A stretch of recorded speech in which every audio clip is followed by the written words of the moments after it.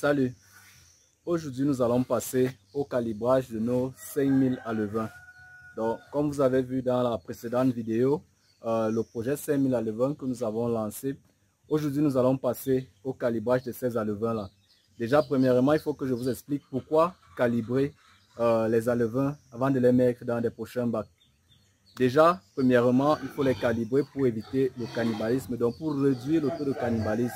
Lorsqu'ils sont serrés, il y a cannibalisme. Même si vous leur donnez l'aliment, il y aura toujours cannibalisme. Pourquoi? Parce que les gros vont chercher à manger les petits. Donc le calibrage consiste à séparer les gros des petits.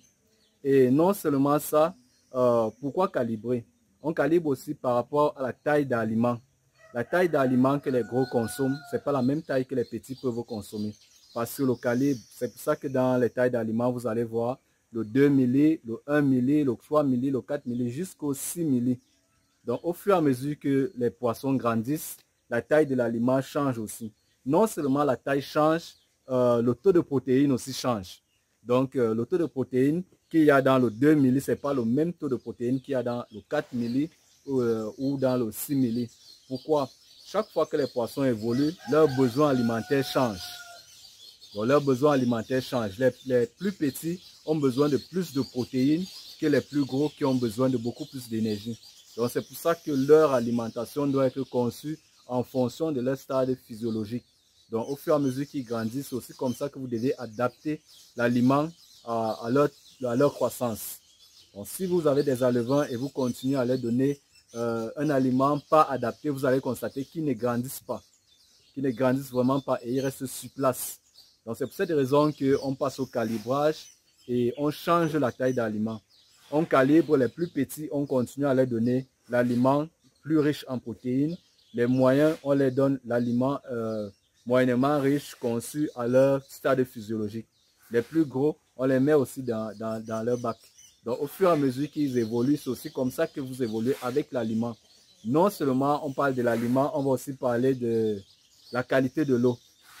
Parce que si vous les laissez nombreux dans un seul bac, les gros, les petits, ainsi de suite, l'eau sera constamment salie.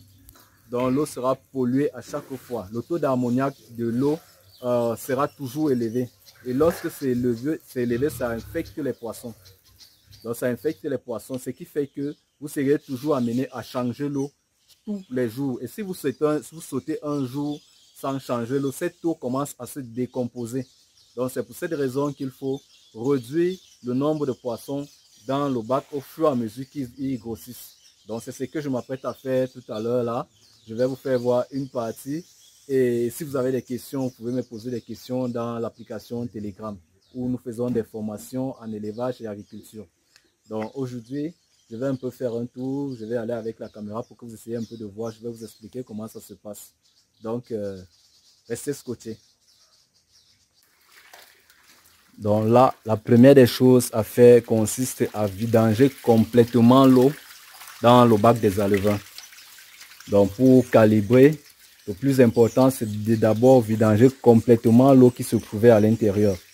Donc comme vous pouvez le constater là.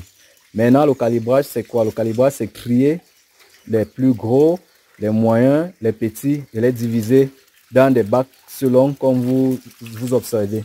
Donc là nous avons mis des bacs prêts à les accueillir, comme vous pouvez les voir là.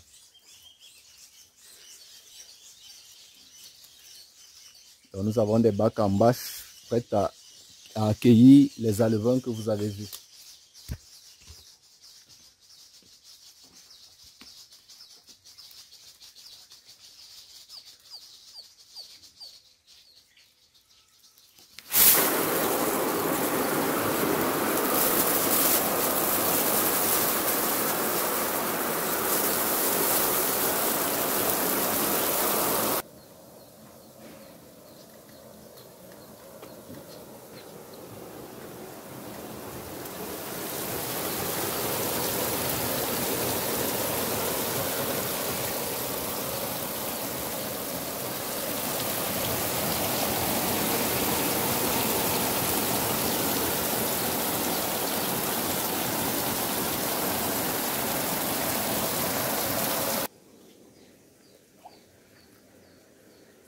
Donc, comme vous avez constaté, on réduit.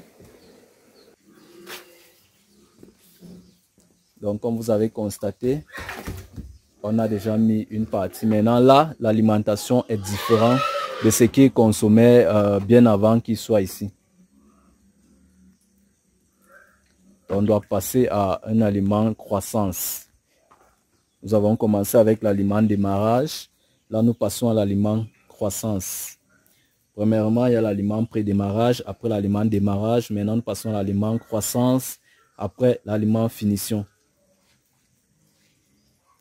Et là, ce sont ceux qui sont en aliment croissance. Il y a ceux qui sont restés dans le bac que nous avons calibré, les plus petits, qui restent à l'aliment croissance jusqu'à ce qu'ils atteignent la taille pour passer à la croissance. Donc, je m'en vais vous faire voir ceux qui sont encore à l'aliment croissance, à l'aliment démarrage.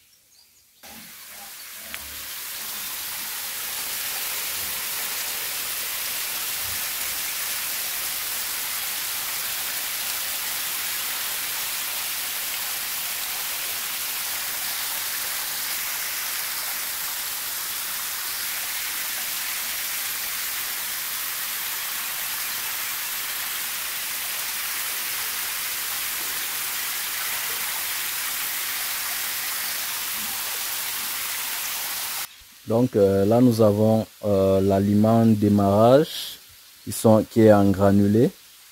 Donc si vous êtes déjà dans l'application Telegram, n'hésitez pas à poser des questions pour savoir comment composer cet aliment, comment faire pour l'avoir, ainsi de suite.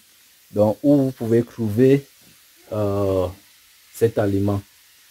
Donc là, c'est l'aliment démarrage. Dans la prochaine vidéo, ou alors si vous êtes dans l'application Telegram, n'hésitez pas à poser toutes vos questions concernant l'élevage de poissons. Donc, posez toutes les questions dont vous souhaitez avoir et nous allons vous répondre par rapport à l'élevage de poissons, la commercialisation, le suivi, l'entretien, le suivi sanitaire, ainsi de suite. Donc, n'hésitez vraiment pas à poser vos questions. Donc, à plus, on se retrouve dans l'application Telegram ou alors dans la prochaine vidéo si vous êtes déjà abonné à la chaîne.